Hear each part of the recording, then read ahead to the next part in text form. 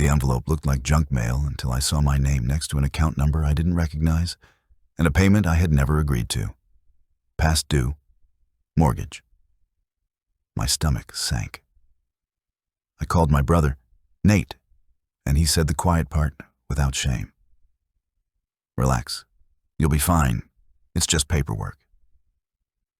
He had used my driver's license, my credit, my signature, to pull $480,000 against the house our parents left me. He told me to keep my mouth shut and let him handle it.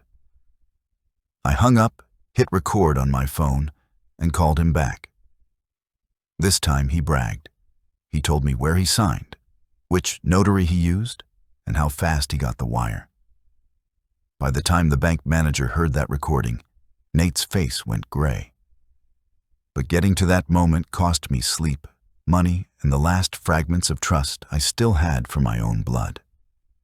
Before we continue, please subscribe and share your thoughts in the comments.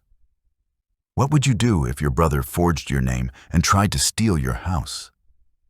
It started with a thin white envelope, the kind you flick into a drawer and forget. It sat on my kitchen counter for a day until the dread of final notice pushed me to tear it open. A payment of $3,921.16 was laid on a loan ending in 0274. I read the line twice, then a third time. The house on Alder Street was free and clear after Dad's last check 12 years ago. I had framed that payoff letter. I kept the deed in a fireproof box. I knew every nail in that place. I called the number on the notice. A cheerful voice asked me to confirm my birth date. Then she told me the loan closed 6 weeks earlier. Cash out. Owner occupied. My name, my driver's license, my signature. I said there must be a mistake. She read out the notary's name. I felt my throat tighten. It was the same notary who once tagged along with Nate at a cookout, a woman with a sunflower tattoo on her wrist. I hung up and called my brother. He answered on the second ring like he'd been expecting it. "Hey, man." His voice was light, too light. I asked him if he took a loan on my house. He didn't even pretend shock. "It's our house. Mom and Dad wanted us both set up." I reminded him that the will was clear. The house came to me because I took care of Dad when he got sick. Nate had moved to Portland, then Phoenix, then back here when his latest scheme dried up. "Paper gets messy," he said, "but I'll handle the payments. Chill." I stared at the old oak cabinets Dad built, each door a little crooked because he measured with his thumb, not a ruler. "You forged my name." Silence, then a laugh. "You always were dramatic." He hung up. My knees went weak. I sat at the table where Mom used to sort coupons and made myself breathe. Then I opened my phone's voice recorder, pressed the red circle, and called him again. This time I played dumb. I said I wanted to understand. He liked that. He loved hearing himself talk. He walked me through the appraisal, the notary, how he borrowed my license when he helped me move boxes after the storm, how the loan officer didn't look too hard because the numbers sang and the equity was ripe.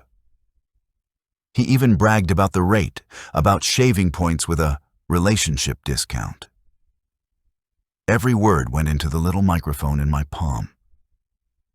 When he hung up, the recorder showed 26 minutes. I saved the file in 3 places. Then I pulled the fireproof box from the hall closet and spread my life across the table. Payoff letter, original deed, will. Dad's scrawl in blue ink under the lawyer's neat lines. The words blurred. I wiped my eyes and called the bank back. The rep transferred me to fraud. A man with a tired voice took my details and promised a case number by morning. My hands shook as I washed the coffee cup in the sink. I didn't sleep that night. Each time I closed my eyes, I saw Dad at the dining table with his oxygen tank humming, telling me to keep the house in the family and keep it clean. I woke before dawn to the sound of my phone buzzing. 17 missed calls. All from Nate. The last voicemail was slurred rage about ruining everything. I pressed play again and again until the sun hit the window over the sink. I thought I'd cry. I didn't. I felt steel. At 8:01 a.m., I called a lawyer. As I stepped into the attorney's office with my folder, a deputy looked up from the waiting room. "Are you Jacob Carter?" he asked. "We need to talk about your house." I followed the deputy into a side office, already braced for bad news. He set a thin report on the desk and tapped the heading. "We got a notice of trustee's sale filed yesterday, 37 days. The words were a punch. Someone had started the clock. "They can't," I said. "It's fraud." He didn't disagree. He asked for my side. I showed him the will, the payoff, and the past due notice.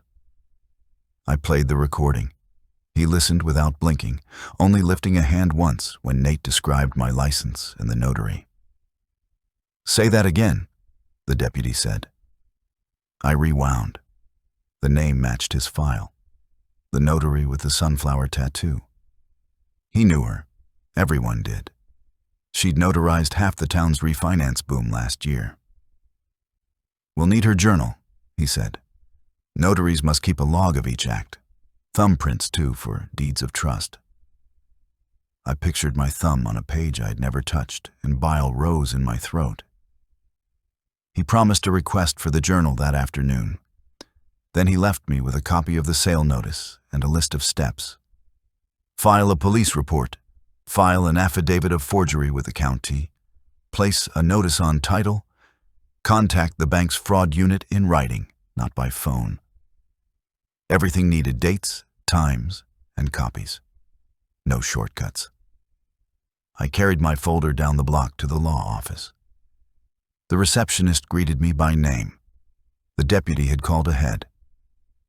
5 minutes later, I sat across from a woman in a navy suit with a calm face and eyes that missed nothing. Her name was Claire. I spilled everything. The calls, the recording, the notary. The brother who always needed money and swore he'd pay me back next week. She asked about the house, about Dad's last months, how I moved into the spare room with a cot to change his oxygen lines at night. She listened and took notes fast. "We will stop the sale," she said, plain and steady. "But we need to move." She outlined a plan that sounded like a nail gun. "Record an affidavit of forgery with the recorder's office today. File a quiet title action by Friday. Ask the court for a temporary restraining order to freeze any sale activity. Send a spoliation letter to the lender to preserve every scrap of file data, especially any audio or video the branch keeps. And one more thing. We need that notary's journal," she said. "If your thumbprint isn't there or it looks wrong, that's a hammer." I left her office with 12 tasks and the strange calm that comes after you stop being the victim and start being the storm. At the county building, an older clerk read my affidavit twice, shook her head, and stamped it like she was blessing a child. "You're not the first," she murmured, "but you might be the first with a recording." I swung by the station and signed the police report. The deputy promised he'd knock on the notary's door before dinner. I felt the first real breath all day. Then my phone lit up. "Nate, we need to meet." "Now." I didn't answer. Then Mom's sister, Aunt Jo, called, whispering that Nate had told the family I was selling the house to cut him out. The lie burned hot enough to fog my vision. I told her to come over if she wanted the truth. She did. She brought coffee and her old leather purse stuffed with tissues and mints. I played the recording for her. She covered her mouth with both hands. "Your father trusted him," she whispered. "We all did." I nodded. So did I. At dusk, the deputy called. He had the notary's journal. "Meet me tomorrow," he said, "and bring your ID." I didn't sleep much that night either, but my fear had edges now. Fear with a map is just energy. Morning came, gray and thin.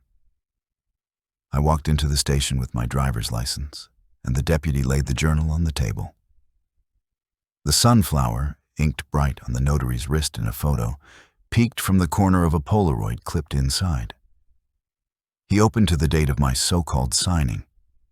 There it was, my name, my address, a driver's license number that matched mine, a scribble that was supposed to be my signature, a thumbprint that didn't match my hand. We placed my thumb next to the page, print out under a simple lamp. The swirls were different. "That's a start," the deputy said. Then he pulled a surprise, a small USB drive. "The branch has cameras. We got a clip. Want to guess who shows up on the day of your signing?" I swallowed hard and nodded. He pressed play.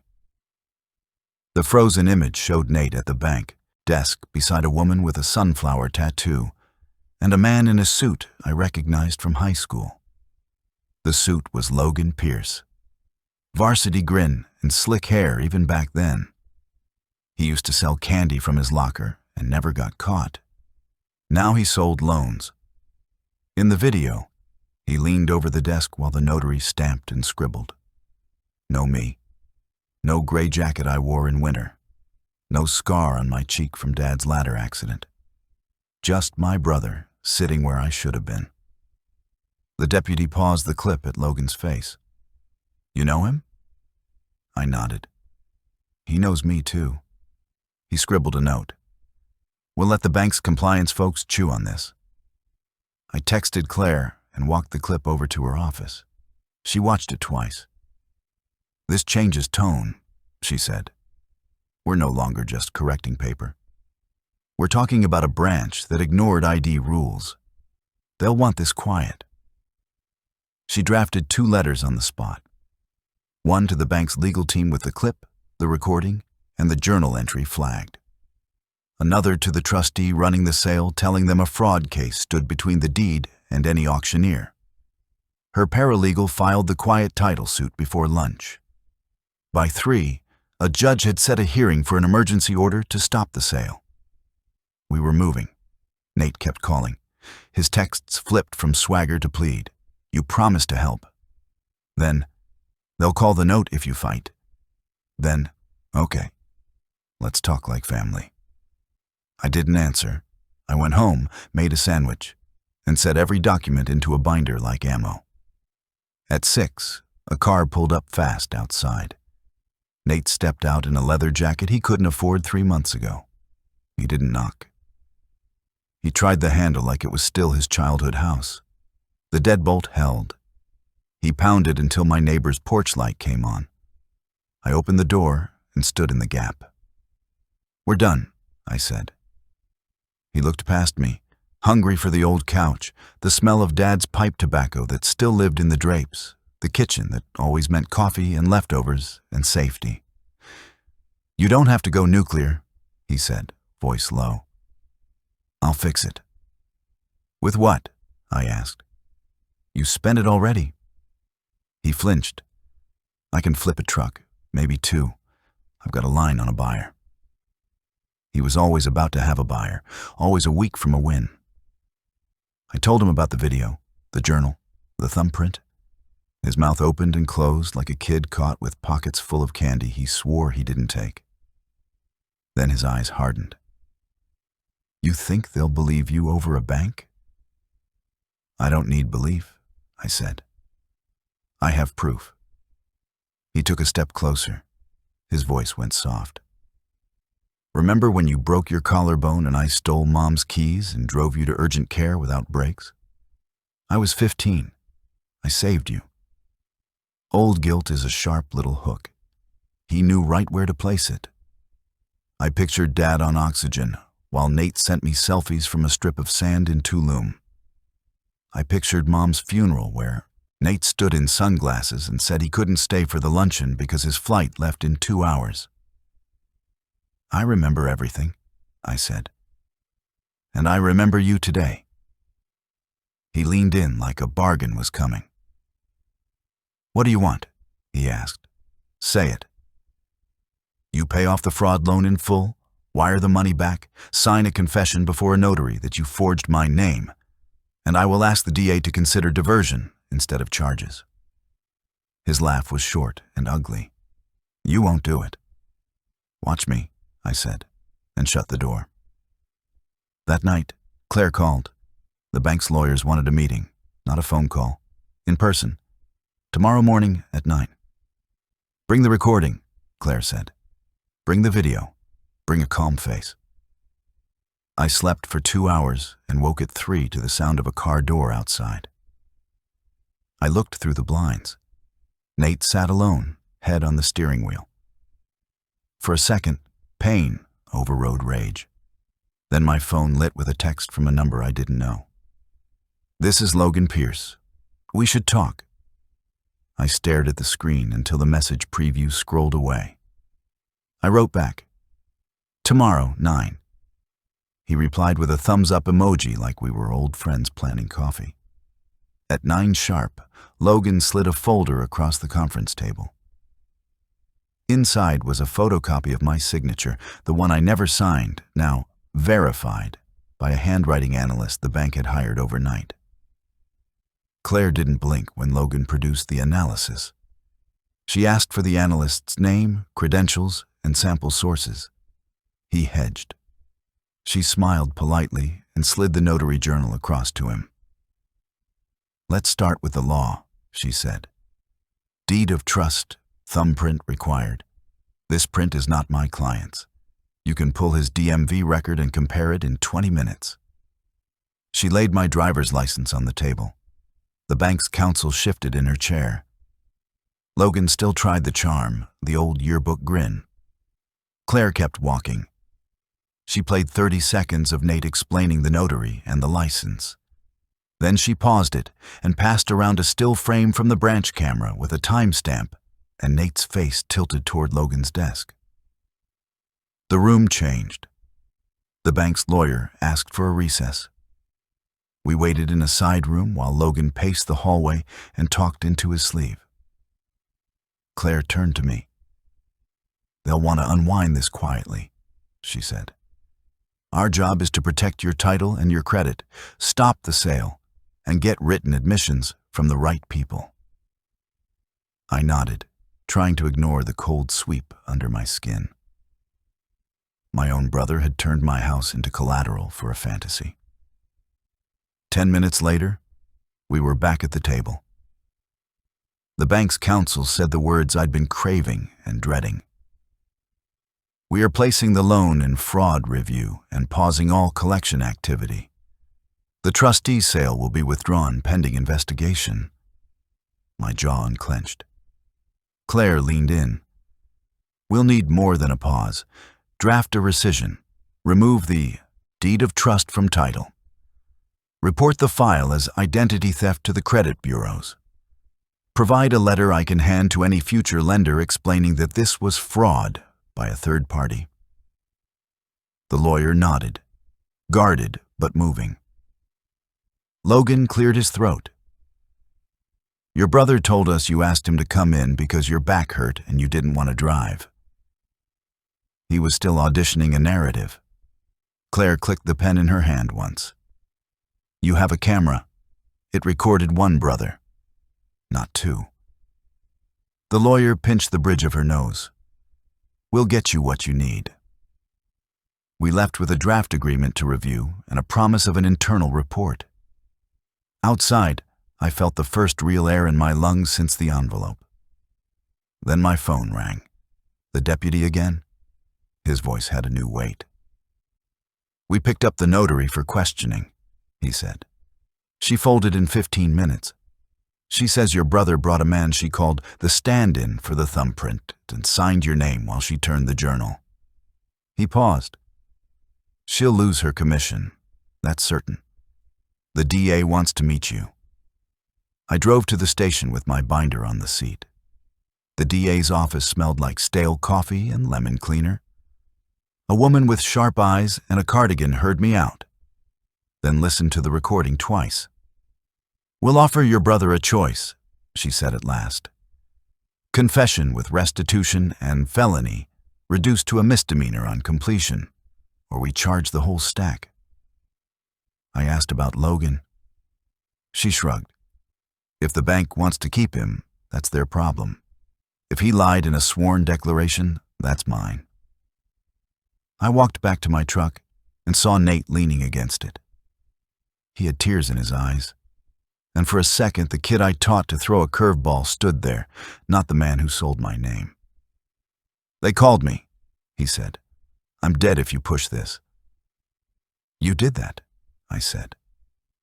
He slid down the side of the truck until he sat on the curb. People walked around him like he was a trash can placed wrong. "I needed the money," he said. "I thought I could fix it before you noticed." "You thought you could fix it with my house," I said. "Say it right."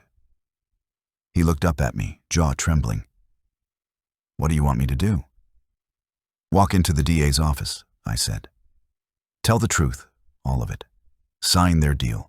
Pay restitution. If you don't, I will sit in the front row when they call your case number." He stared at the street. "I don't have the money." "Then sell the truck," I said. "Sell the boat you pretend you're storing for a friend. Sell the watches. Get a real job. Stop lying." He didn't nod. He didn't fight. He just stared at the oil stain in the road and breathed. That night, Claire emailed the bank's rescission language. In 3 pages, the loan went from owner-occupied to void ab initio. The deed of trust would be released. My title would be clean. My credit would be corrected. We still had the quiet title case as a backstop. We kept it open until the county recorded the release. I printed the draft and set it next to Dad's framed payoff letter. I went to bed with both pages side by side on the dresser. At 2 a.m, my phone buzzed. A new text from an unknown number. "Check your porch." I opened the door in bare feet to find a shoebox full of cash, a pawn ticket, and a note in Nate's handwriting that said, "This is all I can get by Friday. Don't let them take me." The cash was mostly 20s, rubber banded into stacks that didn't quite line up. The pawn ticket was for a boat engine. The name on the bottom wasn't Nate's, but the signature was his. The note begged. Old habits said help him. New facts said verify every detail. I called the deputy at 9. He told me to photograph everything and bring it in. "Don't deposit it," he said. "If it's clean, fine. If it's not, it could bite you." Claire agreed. "Keep the shoebox sealed and let the DA handle restitution through the formal path. We don't want side money complicating a plea." I set the box on a high shelf and wrote the date on a strip of tape. Then I drove to the recorder's office to check the docket. The release had posted. The trustee sale was canceled. My knees went soft, and I leaned on the cool marble wall next to the bulletin board until my legs remembered how to work. I walked outside into winter sun and called Aunt Jo. She cried when I told her the sale was off. She cried again when I told her what Nate had done. "I raised that boy from 12 to 18 most weekends," she said. "I thought I taught him right." I didn't answer. Love doesn't erase facts. That afternoon, the DA called. Nate had walked in and signed. Full confession. He named the notary. He named the stand-in. He named Logan as the man who made it easy. He agreed to restitution and a suspended sentence if he paid from actual work, not more scams, and if he stayed away from me until I said otherwise. I exhaled for what felt like the first time in a month. Then the DA added a line that made my hands go cold. "There's a second application," she said. "Another lender, smaller outfit. It didn't fund because they couldn't reach you for final verification, but the file is active." I sat down hard on the arm of my couch. Nate hadn't just taken one bite. He had lined up a second. "We'll shut it," she said. "But you need to freeze your credit and get a fraud alert on the bureaus today." I did it with shaking fingers, reading each step twice, creating pins I wrote down on paper like it was 1995. Then I drove to Mom's grave. The sky was that pale blue that looks thin enough to tear. I told her what I had done and what I still had to do. I told her about the shoebox and the boat engine, and the boy who used to fall asleep on the couch with his head on her lap while Dad and I watched the game. I told her I wasn't a saint. I wasn't a martyr. I was just the last wall between our name and a man who didn't know how to stop. On the way home, a battered sedan followed me for 6 blocks, then turned when I turned, then stopped when I stopped. I pulled into the grocery store and parked near the cart return where the cameras pointed down. The sedan idled. A man I didn't know watched me in the mirror. I took a photo of the plate and texted it to the deputy. He called back in 2 minutes. "Stand-in's car," he said. "He's nervous. If he approaches you, call me. Don't play hero." I laughed once, short and bitter. The hero stage is over. I loaded milk and bread into the trunk and kept my eyes up. The sedan peeled off. That night, Logan texted again. "I can help clean this up if you stop pushing," he wrote. I handed the phone to Claire. She typed a reply I never would have thought to write. Put it in a sworn declaration. He didn't write back. The next morning, the deputy called with one more curve. "The notary wants to talk to you," he said. "She says she's sorry." I told him I didn't want apologies. I wanted a signed statement. He said I'd get it by noon. At 11:53, I received a scanned letter on county letterhead. She admitted everything. She said Nate slid the journal around and told her I had arthritis and couldn't press hard, so she should skip the thumbprint. She said she knew it was wrong. She said she needed money and did it anyway. She underlined "I knew." I forwarded the letter to Claire, and then I sat at the kitchen table and cried, finally, quietly. The way you cry when something you love has been dragged through mud and brought back to your door. While I cried, my phone buzzed with a text from a number labeled unknown. "You think you won? Watch the news at 6. At 6:07 p.m., a local station ran a story about a bitter inheritance fight, with my photo beside the word foreclosure. The anchor read a script with just enough truth to make the lies stick. A family dispute. A brother blocking access to property meant for both. A pending sale. No mention of forgery. No mention of the notary's journal. The B-roll showed my front porch and the old swing Dad hung in '98. The camera angle made the paint look worse than it was. I called the station and asked for the reporter. Straight to voicemail. I left a message with my name and case number and offered the documents. Claire called 2 minutes later. "Do not go on camera," she said. "We'll send a statement and give them the filings. Facts beat spin." She drafted a clean, cold paragraph. A court case, a recorded affidavit of forgery, a criminal confession, a rescission underway.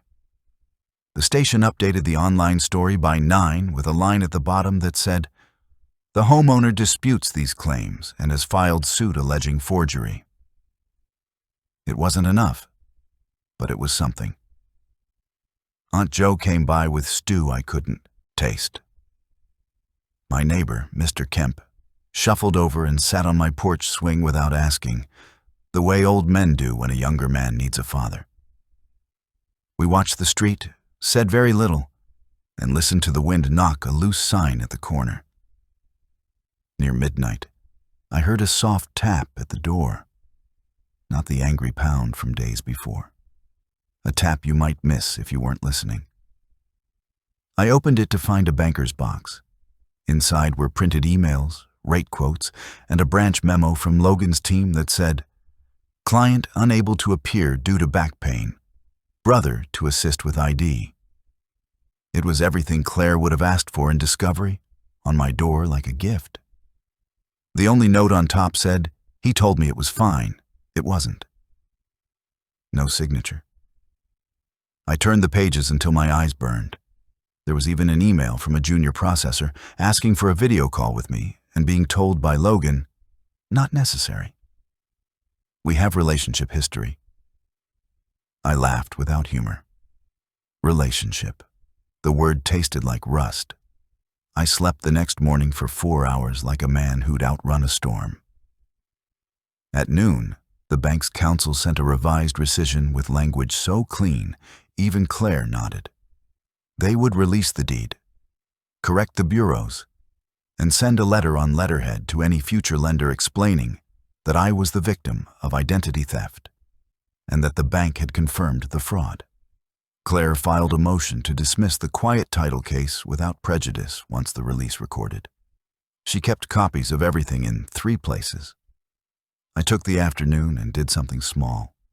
I scrubbed the porch swing and painted the rail, half the wood catching new white. The brush in my hand calmed a part of me that law can't touch.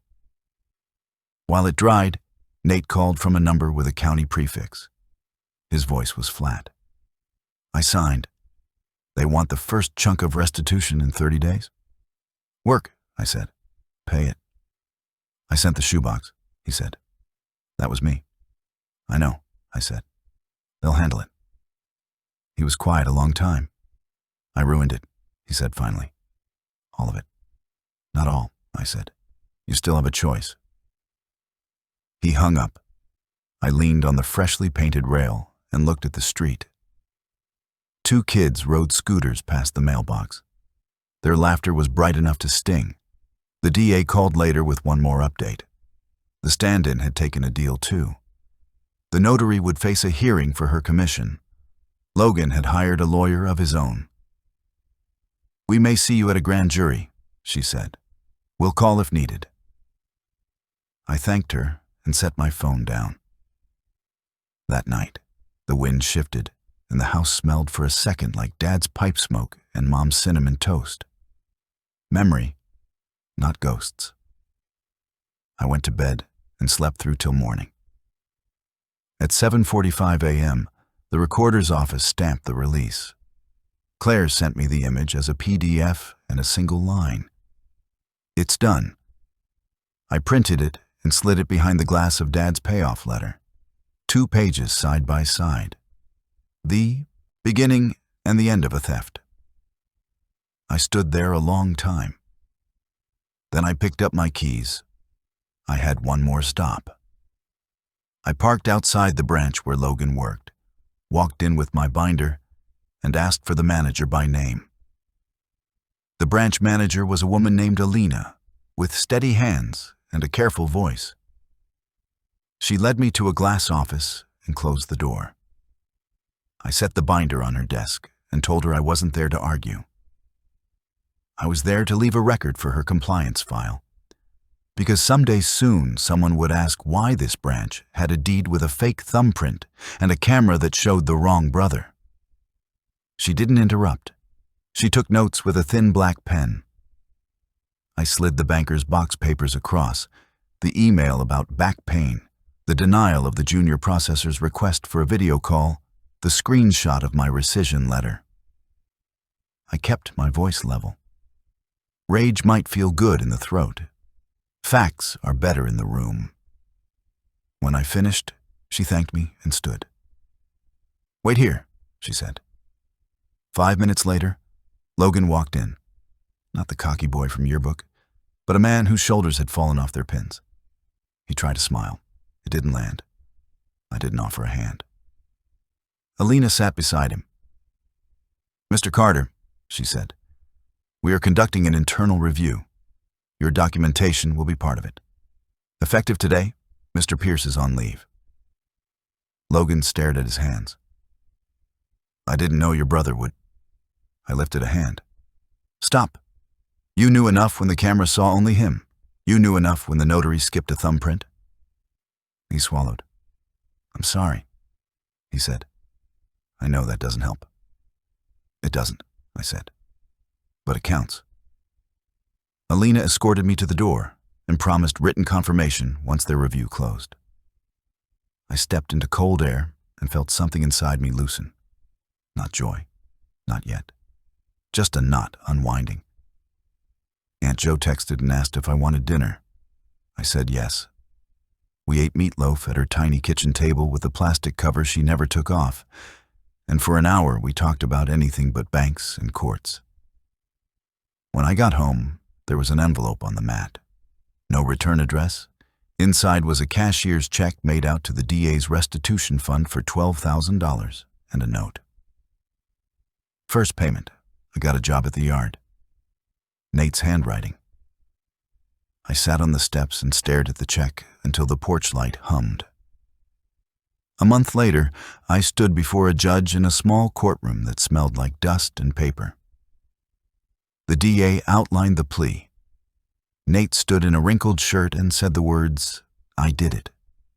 The judge accepted the deal. Restitution, community service, probation. The notary lost her commission. The stand-in took a misdemeanor and a fine. Logan resigned before the bank could fire him, or so I heard. I didn't check. The house got quiet. Quiet in a way it hadn't since Mom died. I fixed the loose hinge on the linen closet and patched the nick in the hallway where Dad scraped an oxygen tank. A for sale sign. Would have stood on my lawn if I had blinked. Instead, a new number hangs by the door. The case number that canceled a theft. I framed it small, and I don't explain it when people ask. Spring crept in. The porch swing took new paint well. Neighbors stopped by again without looking down the street first. People have long memories for scandal. They also have short attention spans. The news cycle moved on. Then one afternoon, the deputy called to say the DA wanted one more favor. "We're filing an ethics complaint with the licensing board," he said. "Would you submit a victim impact statement?" I said yes, and wrote it at the kitchen table where Mom sorted coupons. I kept it plain. I wrote about nights without sleep, about the taste of metal when I read the word foreclosure next to my name, about pulling Dad's blanket to his chin in his last week and telling him I'd keep the house safe. I wrote about a brother who got lost and a man who found his spine. I ended with one sentence that took me an hour to write because every word had to be right. You can close a loan in a day. It takes a lifetime to build a home. I printed it and signed my actual name in ink that bled a little through the paper. The board accepted it. Months passed. Nate sent the second payment and then the third. He didn't call. I didn't ask him to. One Sunday, I was fixing the porch light when a pickup I knew by sound pulled to the curb. He got out in work boots and a shirt with a yard's logo stitched over the pocket. He looked smaller and more real than I remembered. He held a paper bag.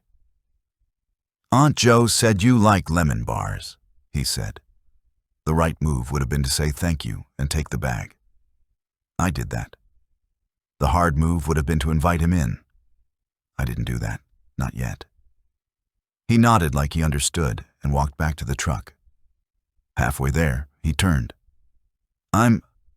He stopped. He had used that word too often as a shield. He tried again. "I'm paying it, all of it. I just wanted you to know." I looked at the swing Dad hung and the door Mom painted, and I nodded. "Good," I said. He drove away.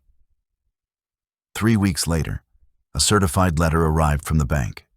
Inside was an apology on embossed paper, and a settlement offer I hadn't asked for. The bank's letter admitted procedural failures at the branch, cited the rescission, and offered a settlement for my legal fees and reputational impact.